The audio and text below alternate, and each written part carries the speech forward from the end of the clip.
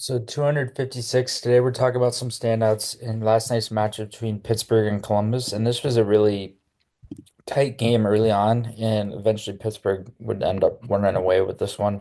I thought this was a game that really, if anyone were needing to win this game, Columbus really needed to win it because they're in the midst of a wild card race trying to get as many points as they can and trying to accumulate as many points as they can. And this was an effort where they played well. They kind of slipped up later on in the game, and I think they were able to play a good game for most of it. And unfortunately, Pittsburgh was able to run away with this one towards the end, like we mentioned. And I think they just had a lot of scoring depth. Pittsburgh, they had a lot of their guys being active on the scoring and in the box score, and they were a lot of guys were very effective too, like Boko Imama, who also had a fight, and he also had a goal in this game.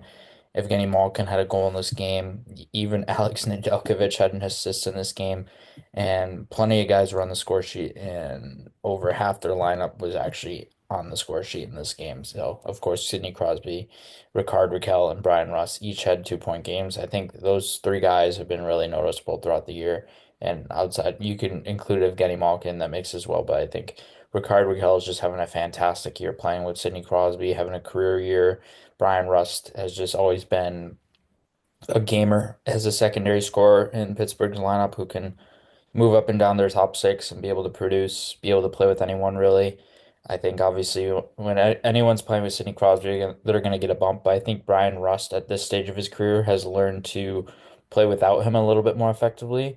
I think early on in his career, he was a little heavily reliant on Crosby to be able to generate an offense and being able to be in the right spots at the right times. But I think now Brian Rust has become more of a play driver in his own right on his own line, and I think that's allowed him to become a very effective player individually.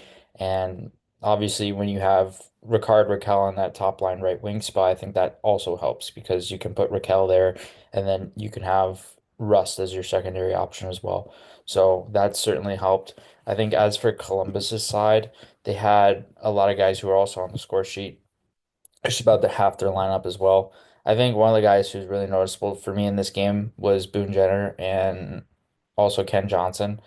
I was noticing them a ton. I think when it comes to Boone Jenner, he was very active at creating plays, making plays, and being able to make plays at both ends of the rink. And obviously, he's a talented playmaker. He's more known as a playmaker than he is a scorer. But I think when it comes to Jenner, his game stylistically is built on being able to be effective as a playmaker and be effective as a two-way player. And Kent Johnson, kind of the same thing. I think he's evolved into more of a goal scorer throughout his career thus far. And he's really evolved at being able to extend possessions. He's having a career year offensively thus far. He's been really exciting to watch.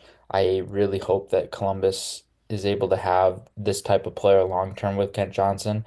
And I hope he's able to sustain this effort because he's really exciting to watch when he's playing this type of hockey. He makes Columbus exciting to watch too because Columbus has plenty and a plethora of young players who have talent and have potential, and it's just more about them truly tapping into that. I think Kent Johnson's done that this year. There's plenty of other guys who are younger in Columbus who have done that. Adam Fantilli, Kirill Marchenko. You can even say Igor Chinnikov, even though he hasn't played a ton of games. Dmitry Voronkov is in that mix as well. I think there's just a lot of guys that have been able to contribute, and Zach Werenski's also having a career year, and he's not even that old too. So I think there's just a lot of guys who are really, really noticeable in Columbus's lineup and really effective. So that's really good to see. And yeah, just going back to Kent Johnson, I think he was really effective circling the ozone, really effective making plays, really effective on and off the puck, really effective extending possession, maneuvering guys one-on-one, that type of thing. He's really skilled under pressure, really skilled at one-on-one sequences, and I think he does a lot of damage when being able to control the puck there. And certainly a guy who's very effective in all situations has become more. I wouldn't say he's become a defensive player at this stage in his career. I think he's still got positioning work and stuff to be fixed in terms of the PK in zone position defensively and just being able to be aware on certain occasions and being able to maintain his head on a swivel. But I think with KJ, he's a guy that's certainly really really noticeable offensively, really fun to watch in transition too. Has really added some speed to his offensive ability too, which has really helped him be able to get better. And he's been really exciting to watch in that sense.